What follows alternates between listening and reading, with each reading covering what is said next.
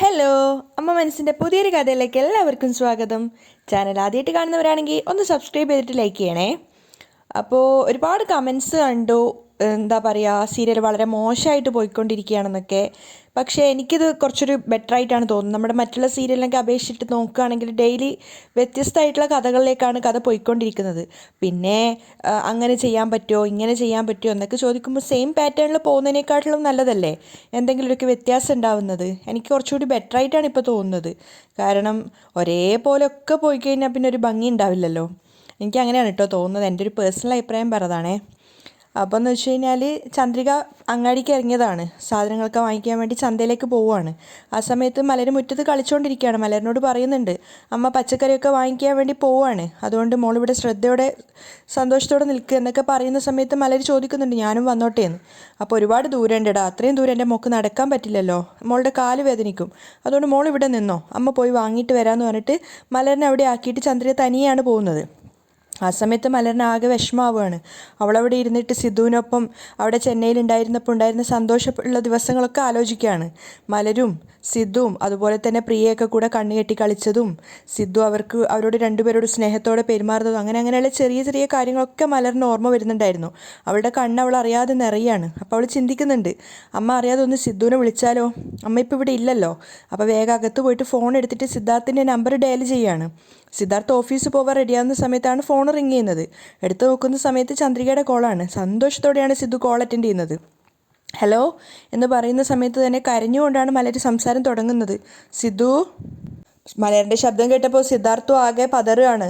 അവന് സ്നേഹത്തോട് ചോദിക്കുന്നുണ്ട്, മലർക്കുട്ടി എന്ത് പറ്റിയടാ? അപ്പോൾ മറുപടി ഒന്നും പറയാതെ മലര് കരയാണ്. അപ്പോൾ സിദ്ധാർത്ഥ വീണ്ടും സ്നേഹത്തോട് ചോദിക്കുന്നുണ്ട്, എന്തിനാ മോൾ കരയുന്നേ? സിദ്ധു, എനിക്ക് ഇപ്പം തന്നെ സിദ്ധുവിനെ കാണണം തോന്നുക സിദ്ധു. കരഞ്ഞുകൊണ്ടാണ് മലരി സംസാരിക്കുന്നത്. അത് കേട്ടപ്പോൾ സിദ്ധാർത്ഥിന് വല്ലാത്ത സങ്കടം തോന്നുന്നുണ്ട്. അപ്പോൾ സിദ്ധുവിനോട് പറയുകയാണ്, അമ്മ ഇനി ഒരിക്കലും എന്നെ ചെന്നൈയിലേക്ക് കൂട്ടിക്കൊണ്ട് വരില്ല, നീ ഇങ്ങോട്ടേക്ക് വാ സിദ്ധു. അവൾ സ്നേഹത്തോടെ കരഞ്ഞുകൊണ്ട് പറയുകയാണ്. അപ്പോൾ സിദ്ധാർത്ഥ് പറയുന്നുണ്ട്, മലർ കരയല്ലേ മോളെ, തീർച്ചയായിട്ടും ഞാൻ നിന്നെ കാണാൻ വേണ്ടി വരും. അപ്പോൾ വീണ്ടും സംശയത്തോടെ മലർ ചോദിക്കുകയാണ്, സത്യമാണോ സിദ്ധു? തീർച്ചയായിട്ടും ഞാൻ വരും, സത്യമാണ്. ആ സമയത്താണ് ജാനകി മകൻ്റെ മുറിയിലേക്ക് വരുന്നത്. അപ്പോൾ സിദ്ധാർത്ഥ ആരോ ആയിട്ട് സംസാരിക്കുകയാണെന്ന് ജാനകിക്ക് മനസ്സിലായി. അപ്പോൾ മലര് പറയുന്നുണ്ട്, അമ്മക്ക് അറിയാതെ ഇങ്ങോട്ടേക്ക് വാ, എനിക്കിവിടെ താമസിക്കുന്നത് ഇഷ്ടാവുന്നേ ഇല്ല, എന്നിട്ട് എന്നെയും അമ്മയും തിരിച്ച് അങ്ങോട്ട് ചെന്നൈയിലേക്ക് തന്നെ കൂട്ടിക്കൊണ്ട് പോ സിദ്ധു. അപ്പോൾ സിദ്ധാർത്ഥ അവളെ ആശ്വസിപ്പിക്കുന്നുണ്ട്, ശരിയിട മോളെ, തീർച്ചയായിട്ടും ഞാൻ വന്നിട്ട് നിങ്ങളെ രണ്ടുപേരെ ഇങ്ങോട്ടേക്ക് തന്നെ കൂട്ടിക്കൊണ്ട് വരും. അതൊക്കെ കേട്ട സമയത്ത് ജാനകിക്ക് മനസ്സിലാവുന്നുണ്ട്, ഒന്നുകിൽ ചന്ദ്രിക അല്ലെ മലർ അവരായിരിക്കും വിളിക്കുന്നതെന്ന്. അതുകൊണ്ട് തന്നെ ജാനകിയുടെ മുഖത്ത് ദേഷ്യം നിറയാണ്. അപ്പം മലര് ചോദിക്കുന്നുണ്ട്, നീ എപ്പോഴാണ് വരിക സിദ്ധു? ഇന്ന് ഓഫീസിൽ കുറച്ചധികം ജോലിയുണ്ട്, അതുകൊണ്ട് തീർച്ചയായിട്ടും ഞാൻ നാളെ തന്നെ വരും നിങ്ങളെ കൂട്ടാൻ വേണ്ടിയിട്ട്. അപ്പോൾ കരഞ്ഞുകൊണ്ട് സമാധാനത്തോടെ മലര് പറയാണ്, ശരി സിദ്ധു, അമ്മ അറിയാതെയാണ് ഞാൻ കോൾ ചെയ്യുന്നത്, നിന്നെ വിളിച്ചു അമ്മ അറിഞ്ഞാ അമ്മ എന്നോട് ദേഷ്യപ്പെടും, പക്ഷേ തീർച്ചയായിട്ടും നീ വരണേ. അയ്യോ, തീർച്ചയായിട്ടും ഞാൻ വരും, നീ കരയാതിരിക്കും മലർ. രണ്ടുപേരും കോള് കട്ട് ചെയ്യാണ്. സിദ്ധാർത്ഥ ആകെ വിഷമത്തോടെ നിൽക്കുന്ന സമയത്താണ് പെട്ടെന്ന് അവൻ കാണുന്നത് അമ്മ തൊട്ട് മുന്നിലായിട്ട് അവിടെ ഉണ്ട് എന്നുള്ളത്. അമ്മയെ കണ്ടതും സിദ്ധാർത്ഥ ഒന്ന് പതറുകയാണ്. ജാനകി ദേഷ്യത്തോടെയാണ് അകത്തേക്ക് കയറി വരുന്നത്. ജാനകി ദേഷ്യത്തോടെ തന്നെയാണ് സിദ്ധാർത്ഥനോട് സംസാരിക്കുന്നതും. എന്താണ് ഇവിടെ നടക്കുന്നത്? അമ്മയെ പറഞ്ഞു വിട്ടപ്പോൾ മോള് വിളിച്ചു വരുത്തുകയാണോ? ആ ചന്ദ്രികയും മലറിനെയും ഇനി കാണരുതെന്ന് കരുതിയിട്ടല്ലേ ഈ വീട്ടിൽ നിന്ന് അവരെ പറഞ്ഞു വിട്ടത്? സിദ്ധാർത്ഥ് മറുപടിയൊന്നും പറയാതെ സങ്കടത്തോടെ നിൽക്കുകയാണ്. അപ്പോൾ ജാനകി പറയുന്നുണ്ട്, അയ്യോ, ശല്യങ്ങൾ ഒഴിഞ്ഞു പോയി എന്ന് കരുതി ഞാൻ കുറച്ച് സമാധാനത്തോടെ നിൽക്കുമായിരുന്നു, നീ ഇനി വീണ്ടും പോയി അവരെ കൂട്ടിയിട്ട് വരാൻ പോവുകയാണോ?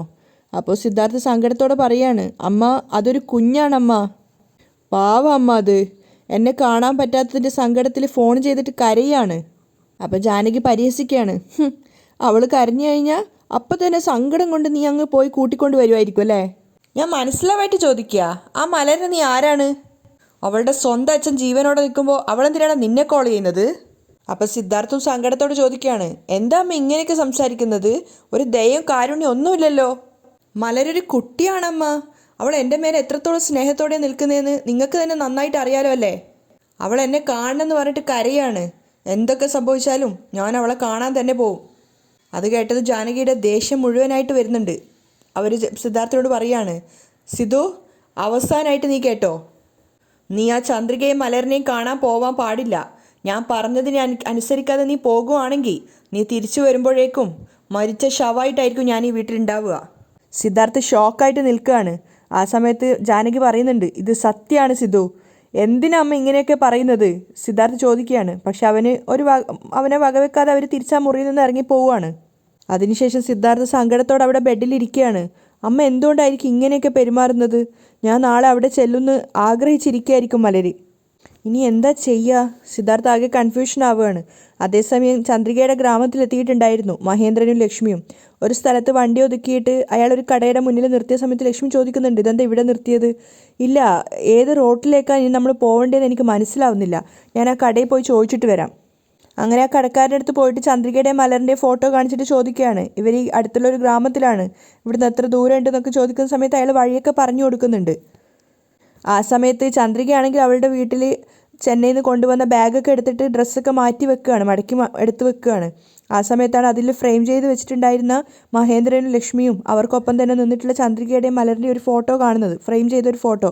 അത് കാണുന്ന സമയത്ത് ചന്ദ്രിക വല്ലാത്ത സങ്കടത്തോടെ അത് എടുത്തിട്ട് എന്താ പറയുക, ഒരു വല്ലാത്ത സഹതാപത്തോടെ ആ ഫോട്ടോയ്ക്ക് മേലെ കൂടി ഇങ്ങനെ അവളുടെ അച്ഛൻ്റെയും അമ്മയുടെയൊക്കെ മുഖത്തിന് മേലെ കൂടി ഇങ്ങനെ തഴുകുകയാണ്. അവൾക്ക് വല്ലാത്ത സങ്കടം വരുന്നുണ്ടായിരുന്നു, കണ്ണൊക്കെ നിറയുകയാണ്. ആ സമയത്ത് അയാൾ വഴി പറഞ്ഞെടുത്ത പ്രകാരം മഹേന്ദ്ര വന്ന് കാറിൽ കയറുകയാണ്. ലക്ഷ്മി ചോദിക്കുന്നുണ്ട്, വഴി എവിടെയാണെന്ന് മനസ്സിലായോ? ആ, ഈ റോഡ് തന്നെ 1 കിലോമീറ്ററോളം പോയി കഴിഞ്ഞാൽ ചന്ദ്രികയുടെ വീടെത്തുമെന്നാണ് അദ്ദേഹം പറഞ്ഞത്. ചന്ദ്രിക ആ ഒരു ഫോട്ടോ കയ്യിൽ പിടിച്ചിട്ട് കരഞ്ഞുകൊണ്ടേ ഇരിക്കുകയാണ്. ആ സമയത്താണ് മലർ അങ്ങോട്ടേക്ക് വരുന്നത്.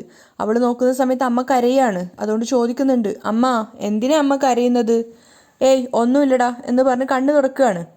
അപ്പോഴാണ് അമ്മയുടെ കയ്യിലിരിക്കുന്ന ആ ഒരു ഫോട്ടോ മലർ കാണുന്നത്. അതുകൊണ്ട് അവൾ ചോദിക്കുന്നുണ്ട്, ഓ, മുത്തശ്ശിയുടെയും മുത്തശ്ശൻ്റെയും ഫോട്ടോ നോക്കിയിട്ട് കരയാണോ? ചന്ദ്രിക മറുപടിയൊന്നും പറയാതെ ഇരിക്കുകയാണ്. അപ്പോൾ മലർ അടുത്തിരുന്നിട്ട് സ്നേഹത്തോട് ചോദിക്കുന്നുണ്ട്, എന്തിനാ അമ്മ നമ്മൾ മുത്തശ്ശനെയൊക്കെ വിട്ടിട്ട് ഇങ്ങോട്ടേക്ക് വന്നത്? അപ്പോൾ മകളോട് പറയാണ്, നമ്മൾ അവിടെ തന്നെ നിന്നാ മുത്തശ്ശിക്കും മുത്തശ്ശനും വെറുതെ ഓരോരോ വിഷമങ്ങൾ ഉണ്ടാവൂടാ, അതുകൊണ്ടാ മോളെയും കൂട്ടിയിട്ട് ഞാൻ ഇങ്ങോട്ടേക്ക് വന്നത്. അപ്പോൾ മലർ സംശയത്തോട് ചോദിക്കുകയാണ്, എന്ത് സങ്കടം അമ്മ? അപ്പോൾ ചന്ദ്രയ്ക്ക് ദേഷ്യം വരികയാണ്. അയ്യോ, ചോദ്യങ്ങൾ ചോദിച്ചുകൊണ്ടേ ഇരിക്കല്ലേ മലർ, പോയിട്ട് കളിക്ക് പോ. മലരും ദേഷ്യത്തോടെയാണ് പറയുന്നത്, ഞാൻ എന്ത് ചോദിച്ചാലും മറുപടി പറയില്ല, എന്നിട്ട് മുത്തശ്ശിയുടെയും മുത്തശ്ശൻ്റെയും ഫോട്ടോ നോക്കിയിട്ട് ഇരുന്ന് കരയി. എന്നിട്ട് അവൾ ദേഷ്യത്തോടെ മുറ്റത്തേക്ക് കളിക്കാൻ വേണ്ടി പോവുകയാണ്. മകളോട് തിരിച്ചൊന്നും പറയാതെ ചന്ദ്രിക ആ ഫോട്ടോ നോക്കിയിട്ട് സങ്കടത്തോടെ തന്നെ ഇരിക്കുകയാണ്. ആ സമയത്ത് മഹേന്ദ്രനും ലക്ഷ്മിയും സഞ്ചരിച്ച കാർ ചന്ദ്രികയുടെ വീടിനടുത്ത് എത്തിയിട്ടുണ്ടായിരുന്നു. അതേസമയം തന്നെയാണ് മേഘയും അവളുടെ അച്ഛനും ആരെയോ വെയിറ്റ് ചെയ്തുകൊണ്ട് ഒരു റെസ്റ്റോറൻറ്റിൽ ഇരിക്കുകയാണ്. അവരാകെ ഡിസ്റ്റർബ്ഡ് ആണ്, കാരണം വെയിറ്റ് ചെയ്യുന്ന ആൾക്കാർ വരുന്നില്ല. അതുകൊണ്ട് തന്നെ മേഘ അച്ഛനോട് ചോദിക്കുന്നുണ്ട്, എന്താ അച്ഛാ നിങ്ങൾ പറഞ്ഞ NRI പാർട്ടി എപ്പോഴാണ് വരിക? അപ്പോൾ അയാളും വാച്ചിലേക്ക് നോക്കിയിട്ട് ഇങ്ങനെ ഡിസ്റ്റർബ്ഡ് ആയിട്ട് പറയുന്നുണ്ട്, വരാൻ സമയമായിട്ടുണ്ട് മോളെ, ഇപ്പോൾ വരുമായിരിക്കും. അവർക്ക് രണ്ടുപേർക്കും ചെറുതായിട്ടൊരു ഈർഷ്യയൊക്കെ തോന്നുന്നുണ്ടായിരുന്നു അവരെ കാത്തു നിന്നിട്ട്. കുറച്ച് സമയം കഴിഞ്ഞപ്പോഴേക്കും അയാൾ പറഞ്ഞിട്ടുണ്ടായിരുന്നു അയാളുടെ NRI പാർട്ടി വരികയാണ്. അവരെ കണ്ട സമയത്ത് മേഘയുടെ അച്ഛൻ പറയുന്നുണ്ട് ഇവരാണ്. അപ്പോൾ അവരടുത്ത് വന്നിട്ട് പരസ്പരം വെൽക്കം ചെയ്യുകയാണ്. അതിനുശേഷം അവരവിടെ ഇരുന്ന് സംസാരിക്കുന്ന സമയത്ത് മേഘയുടെ അച്ഛൻ പരിചയപ്പെടുത്തി കൊടുക്കുകയാണ്, this is Megha, Mahendran group of കമ്പനിയുടെ ഓണറാണ്. മേഘയോ അഭിമാനത്തോടെ അവർക്ക് ഷെയ്ക്ക് ഹാൻഡൊക്കെ കൊടുക്കുകയാണ്. അതിനുശേഷം പിന്നെ അവർ ബിസിനസ് കാര്യങ്ങളും അതുപോലെ തന്നെ പ്രോപ്പർട്ടി വിൽക്കുന്നതിനെ കുറിച്ചുള്ള കാര്യങ്ങളൊക്കെയാണ് സംസാരിക്കുന്നത്. ഒരുപാട് നേരം അതിനെക്കുറിച്ച് സംസാരിച്ചതിന് ശേഷം മേഘ ഡോക്യുമെൻറ്റ്സ് ഒക്കെ അവർക്ക് കാണിച്ചു കൊടുക്കുകയാണ്. അതൊക്കെ മേഘയുടെ പേരിൽ തന്നെയാണെന്ന് ഉറപ്പ് വരുത്തിയതിന് ശേഷം അവർ സന്തോഷത്തോടു കൂടി തന്നെ 36 ലക്ഷത്തോളം രൂപ മേഘയ്ക്ക് അഡ്വാൻസ് ആയിട്ട് കൊടുക്കുന്നുണ്ട്. കാരണം അവർ ആ പ്രോപ്പർട്ടി വാങ്ങിക്കാൻ ആഗ്രഹിക്കുന്നുണ്ടായിരുന്നു. അതുകൊണ്ട് തന്നെ ആ പണം വാങ്ങിച്ച് കൊടുത്തതിന് ശേഷം അയാൾ പറയുന്നുണ്ട്, ഇവർ തീരുമാനിച്ചു കഴിഞ്ഞു നിങ്ങളുടെ ഭൂമി വാങ്ങിക്കാൻ വേണ്ടിയിട്ട്. മേഘയും അവരുടെ അച്ഛനും ആ പണം വാങ്ങിക്കുകയാണ്. അപ്പോൾ അവരുടെ കൂട്ടത്തിൽ വന്ന ആൾ പറയുന്നുണ്ട്, ലാൻഡ് രജിസ്ട്രേഷൻ ചെയ്യുന്ന സമയത്ത് ബാക്കിയുള്ള പണം കൂടി തന്നോളാം. അവർ കൊടുത്ത പണമൊക്കെ മേഘയുടെ അച്ഛൻ എണ്ണി തിട്ടപ്പെടുത്തുകയാണ്. അതിനുശേഷം മേഘ പറയുന്നുണ്ട്, വരുന്ന 28-ന് നമുക്ക് രജിസ്ട്രേഷൻ ചെയ്യാം, എന്തായാലും ബാലൻസ് ഒന്നും ബാക്കി വെക്കണ്ട. അതൊക്കെ പറഞ്ഞ പോലെ അന്ന് തന്നെ കൊണ്ടുവരും മാഡം, നിങ്ങളൊന്നുകൊണ്ടും പേടിക്കൊന്നും വേണ്ട. അങ്ങനെ അവർ പരസ്പരം കൈ കൊടുത്തിട്ട് പിരിയാണ്. മേഘയും അവളുടെ അച്ഛനും ആണെങ്കിൽ സന്തോഷത്തിൻ്റെ തിമിർപ്പിലാണുള്ളത്. കാരണം അവർ ഇത്രയും പെട്ടെന്ന് ഇങ്ങനെ ഒരു കാര്യം നടക്കുമെന്നൊന്നും പ്രതീക്ഷിച്ചിട്ടുണ്ടായിരുന്നില്ല. അത്രയും ആഹ്ലാദത്തിലാണ് അവർ രണ്ടുപേരും ഉള്ളത്. ആ സമയത്ത് ചന്ദ്രികയാണെങ്കിൽ ആ ഫ്രെയിം ചെയ്ത ഫോട്ടോ അവളുടെ മേശമേൽ അവിടെ വെക്കുകയാണ്. അവൾക്കെന്തോ അത് കാണുമ്പോൾ വല്ലാത്തൊരു മനസ്സിനൊരു സങ്കടവും വല്ലാത്തൊരു സന്തോഷവും ഒക്കെ തോന്നുന്നുണ്ടായിരുന്നു. കാരണം തൻ്റെ അച്ഛനും അമ്മയ്ക്കും ഒപ്പം നിൽക്കുന്ന ഫോട്ടോ ആണ് അത് ഓർക്കും തോറും. ആ സമയത്ത് മലര് മുറ്റത്ത് സൈക്കിൾ ചവിട്ടിക്കൊണ്ടിരിക്കുകയാണ്. അപ്പോഴാണ് മഹേന്ദ്രനും ലക്ഷ്മി ഏകദേശം അവരുടെ വീടിനടുത്ത് എത്തിയിട്ടുണ്ടായിരുന്നു. വീട് ഏതാണെന്ന് കൺഫ്യൂഷൻ ആയതുകൊണ്ട് തന്നെ അവിടെ വണ്ടി നിർത്തിയിട്ട് ഇങ്ങനെ ചുറ്റിലും നോക്കുകയാണ്. ആ സമയത്താണ് ലക്ഷ്മി കാണുന്നത് മലർ അവിടുന്ന് സൈക്കിൾ ചവിട്ടുന്നത്. അപ്പോൾ മഹേന്ദ്രനോട് പറയാണ്, അതാ മലർക്കുട്ടി സൈക്കിൾ ചവിട്ടുന്നുണ്ട്, അതായിരിക്കും വീട് എന്ന്. അയാൾക്കും സന്തോഷമാവുകയാണ് മലറിനെ അങ്ങനെ കാണുന്ന സമയത്ത്. അവർ മലർ സൈക്കിൾ ചവിട്ടുന്ന ആ വീട്ടിലേക്ക് നേരത്തേക്ക് വണ്ടി ഓട്ടുകയാണ്. ആ സമയത്ത് മലർ സൈക്കിളിൽ നിന്ന് ചെറുതായിട്ടൊന്ന് താഴേക്ക് വീഴുന്നുണ്ടായിരുന്നു. അപ്പോഴേക്കും രണ്ടുപേരും ഓടി വന്ന് മലറിനെ പിടിച്ച് എഴുന്നേൽപ്പിക്കുകയാണ്. അപ്പോൾ മലരാണെങ്കിൽ ഒത്തിരി സന്തോഷത്തിലാണുള്ളത്. അവരെ രണ്ടുപേരെയും പ്രതീക്ഷിക്കാതെ കണ്ടപ്പോൾ ഹായ് മുത്തശ്ശി എന്നൊക്കെ പറഞ്ഞിട്ട് സ്നേഹത്തോടെ നിൽക്കുകയാണ്. അതുപോലെ തന്നെ അവരാണെങ്കിലും മലറിനെ കെട്ടിപ്പിടിച്ച് നെറ്റിയിൽ ഉമ്മയൊക്കെ കൊടുക്കുന്നുണ്ട്. മലർ, അമ്മ എവിടെയാടാ? അമ്മ വീട്ടിൻ്റെ അകത്താണ് ഉള്ളത്. വാ മുത്തശ്ശി, വീട്ടിൻ്റെ അകത്തേക്ക് പോവാലോ എന്ന് പറഞ്ഞ് മലർ രണ്ടുപേരുടെയും കൈപിടിച്ച് അകത്തേക്ക് കൂട്ടുവാണ്. ആ സമയത്ത് അവൾ കുറേ പുറത്തു നിന്ന് വിളിക്കുന്നുണ്ട്, അമ്മ ഇങ്ങോട്ട് വാ, ആരാ വന്നേ നോക്ക് എന്നൊക്കെ ഒരുപാട് തവണ വിളിച്ചെങ്കിലും ചന്ദ്രിക കേട്ടിട്ടുണ്ടായിരുന്നില്ല. അതുകൊണ്ട് തന്നെ അവരോട് രണ്ടുപേരോട് അവിടെ നിൽക്കാൻ പറഞ്ഞിട്ട് ചന്ദ്രികയെ കൂട്ടാൻ വേണ്ടിയിട്ട് അകത്തേക്ക് പോവുകയാണ്. ചന്ദ്രികയുടെ കൈയും പിടിച്ചിട്ടാണ് മലർ പുറത്തേക്ക് വന്നിട്ടുണ്ടായിരുന്നത്. പ്രതീക്ഷിക്കാതെ പുറത്തെത്തിയ സമയത്ത് മഹേന്ദ്രനെയും ലക്ഷ്മിയും കണ്ട സമയത്ത് ചന്ദ്രിക വല്ലാതെ ഒന്ന് അപ്സെറ്റ് ആവുകയാണ്. കാരണം അവൾ ഒരിക്കലും ഒട്ടും പ്രതീക്ഷിച്ചിട്ടുണ്ടായിരുന്നില്ല അവർ രണ്ടുപേരും അവളെയും കുഞ്ഞിനെയും തിരഞ്ഞുകൊണ്ട് അവിടേക്ക് വരുന്നു. അറിയാതെ ഭയങ്കര സ്നേഹത്തോടെ സന്തോഷത്തോടെ മലരാദ്യം അമ്മ എന്ന് വിളിക്കാൻ പോയതാണ്. പക്ഷേ പെട്ടെന്ന് തന്നെ അവൾക്ക് സ്വയം നിയന്ത്രിക്കാൻ സാധിച്ചു. കാരണം താനൊരു വീട്ടുജോലിക്കാരി, ഒരു വേലക്കാരി മാത്രമാണെന്നുള്ളത് ചന്ദ്രിക സ്വയം മനസ്സിലാക്കുകയാണ്. അതുകൊണ്ട് തന്നെ തൻ്റെ നാവിൽ നിന്നും വരുന്ന വാക്കുകൾ ശ്രദ്ധയോടെ വേണമെന്നുള്ളത് ചന്ദ്രിക ഉറപ്പിച്ചിട്ടുണ്ടായിരുന്നു. പെട്ടെന്ന് തന്നെ അവൾ അമ്മ എന്ന് വിളിക്കാൻ വന്നത് തിരുത്തിയിട്ട് സർ എന്ന് വിളിച്ചിട്ട് മഹേന്ദ്രനെ നോക്കുകയാണ്. എന്നിട്ട് ചോദിക്കുന്നുണ്ട്, എന്താ സർ ഒരു വീട്ടുജോലിക്കാരിയെ കാണാൻ വേണ്ടി ഇത്രയും ദൂരമൊക്കെ വന്നത്? അത് കേട്ട സമയത്ത് ലക്ഷ്മിയുടെയും മഹേന്ദ്രൻ്റെയും മുഖം മങ്ങുകയാണ്. അവരാകെ സങ്കടത്തോടെ നിൽക്കുന്നുണ്ട്. മഹേന്ദ്രൻ അവളോട് പറയാണ്, അറിയാം മോളെ ചന്ദ്രിക, നീ എന്ത് മനസ്സിൽ വെച്ചിട്ടാണ് ഇങ്ങനെയൊക്കെ സംസാരിക്കുന്നതെന്ന് ഞങ്ങൾക്ക് നന്നായിട്ടറിയാം. അപ്പോൾ ചന്ദ്രിക ഒന്നും പറയാതെ സങ്കടത്തോടെ തലതാഴ്ത്തുകയാണ്. അപ്പോൾ ലക്ഷ്മി ചോദിക്കുന്നുണ്ട്, എന്താ ചന്ദ്രിക, വീട്ടിൽ വന്ന ആൾക്കാരോട് കയറി ഇരിക്കാനൊന്നും പറയില്ലേ? അപ്പോൾ ചന്ദ്രിക പറയുന്നുണ്ട്, അത് ഇവിടെ തിണ്ണയിൽ കയറി ഇരുന്ന് കഴിഞ്ഞാൽ ഫുള്ള് മണ്ണൊക്കെയാണ്. അത് നിങ്ങളുടെ സാരിയിലും ഡ്രസ്സിലൊക്കെ ആവും, അപ്പോൾ അഴുക്കാവും. നിങ്ങൾക്ക് രണ്ടാൾക്കും കുറവായിട്ടൊന്നും തോന്നൂലെങ്കിൽ അകത്തേക്ക് വരാം. അവരോട് രണ്ടുപേരോട് അകത്തേക്ക് കയറാൻ പറയുകയാണ്. മലറിനോട് അവരെ കൂട്ടിയിട്ട് വരാനും പറയുന്നുണ്ട്. അവർ രണ്ടുപേരും മലറിൻ്റെ കൈപിടിച്ച് അകത്തേക്ക് വരികയാണ്. ആ സമയത്ത് ചന്ദ്രിക നിലത്തൊരു പായ ഇട്ട് കൊടുത്തിട്ട് പറയുന്നുണ്ട്, കട്ടിൽ പൊട്ടിപ്പോയതാണ്, അതുകൊണ്ട് വിഷമമില്ലെങ്കിൽ ബുദ്ധിമുട്ടാവില്ലെങ്കിൽ ഈ പായിൽ ഇരിക്കുമോ? അവർ രണ്ടുപേരും ആ വീടിൻ്റെ ഉൾവശമൊക്കെ ചുറ്റും നോക്കിയതിന് ശേഷം ആ നിലത്ത് ആ പായിൽ ഇരിക്കുകയാണ്. മലരും അവരുടെ കൂടെ ഇരിക്കുന്നുണ്ട്. ആ സമയത്ത് ചന്ദ്രിക ചോദിക്കുന്നുണ്ട്, സർ എന്താ കുടിക്കാൻ വേണ്ടത്? അപ്പോൾ മഹേന്ദ്രൻ അവളോട് പറയുന്നുണ്ട്, ഞങ്ങൾക്കൊന്നും കുടിക്കാനൊന്നും വേണ്ട മോളെ, ഞങ്ങൾ നിന്നെയും മലറിനെയും കൂട്ടിയിട്ട് പോവാനാണ് വന്നത്. അതിന് മറുപടിയൊന്നും പറയാതെ ചന്ദ്രിക തലതാഴ്ത്തിയിട്ട് സങ്കടത്തോടെ നിൽക്കുകയാണ്. അപ്പോൾ മഹേന്ദ്രൻ പറയുന്നുണ്ട്, ഇനി ഒരു നിമിഷം പോലും നീ ഇവിടെ നിൽക്കരുത് മോളെ, ഉടനെ രണ്ടുപേരും ഞങ്ങളുടെ കൂടെ നാട്ടിലേക്ക് വരണം. അതിന് മറുപടിയൊന്നും പറയാതെ ചന്ദ്രിക അടുക്കളയിലേക്ക് പോവുകയാണ്. ആ സമയത്ത് ലക്ഷ്മിയും മഹേന്ദ്രനും പരസ്പരം മുഖത്തോട് മുഖം നോക്കുന്നുണ്ട്. മാത്രമല്ല ആ വീടിൻ്റെ ആ ഒരു അവസ്ഥ കാണുമ്പോൾ ലക്ഷ്മിക്ക് വല്ലാത്ത സങ്കടം തോന്നുകയാണ്. തങ്ങളുടെ പ്രിയപ്പെട്ട മകള് താമസിക്കുന്ന ആ ഒരു ചുറ്റുപാട് അവരെ വല്ലാതെ വേദനിപ്പിക്കുന്നുണ്ടായിരുന്നു. ആ സമയത്ത് ചന്ദ്രിക അടുക്കളയിൽ പോയിട്ട് ഗ്യാസ് സ്റ്റവ് കത്തിച്ചിട്ട് ചായക്ക് വെക്കുകയാണ്. അപ്പോൾ മലര് സന്തോഷത്തോടെ ചോദിക്കുന്നുണ്ട്, ഹായ്, നമ്മളിപ്പോൾ തന്നെ ചെന്നൈയിലേക്ക് പോവാണ് മുത്തശ്ശി. മുത്തശ്ശിയുടെ പൊന്ന്, ആ മുത്തേ, നമ്മളിപ്പോൾ തന്നെ ചെന്നൈയിലേക്ക് പോവുകയാണ്. ലക്ഷ്മി അവളെ ചേർത്ത് പിടിക്കുകയാണ്. അപ്പോൾ മഹേന്ദ്രൻ ചോദിക്കുന്നുണ്ട്, മലർ, മുത്തശ്ശിയുടെയും കൂടെ ചെന്നൈയിലേക്ക് പോവാം, വരില്ലേ? എന്തായാലും വരും, മലരും സന്തോഷത്തോടെയാണ് പറയുന്നത്. ആ സമയം രണ്ടുപേർക്കുള്ള ചായ ഉണ്ടാക്കിയിട്ട് വരുന്നുണ്ടായിരുന്നു ചന്ദ്രിക. വളരെ കഷ്ടപ്പാടോടുകൂടിയാണ് ചന്ദ്രിക അവിടെ പാചകമൊക്കെ ചെയ്യുന്നുണ്ടായിരുന്നത്. അങ്ങനെ രണ്ടുപേർക്കും കട്ടൻ ചായ എടുത്തിട്ട് ഒരു ഗ്ലാസ്സിൽ ഒഴിച്ചതിന് ശേഷം അവർക്ക് രണ്ടുപേർക്കും കൊടുക്കുകയാണ്.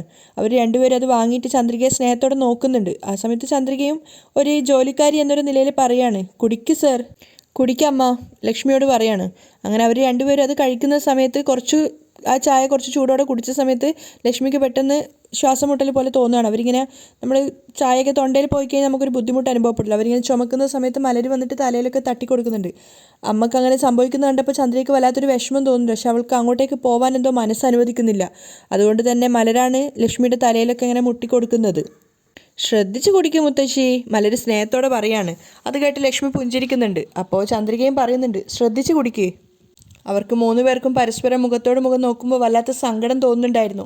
എന്തൊക്കെയോ മറച്ചു വെച്ചതിലുള്ള ഒരു കുറ്റബോധവും എന്തൊക്കെയോ നഷ്ടപ്പെടുത്തിയതിലുള്ള ഒരു വിഷമവും ഒക്കെ ഉണ്ടായിരുന്നു. അതുകൊണ്ട് തന്നെ ചന്ദ്രിക വേഗം പുറത്തിറങ്ങി വന്നിട്ട് അവിടെ നിൽക്കുകയാണ്. അവരകത്ത് നിന്ന് ചായ കുടിക്കുന്നുണ്ട്. ചന്ദ്രികയുടെ കണ്ണൊക്കെ നിറയുന്നുണ്ടായിരുന്നു. എങ്കിലും അവൾ ക്ഷമയോടെ പിടിച്ചു നിൽക്കുകയാണ്.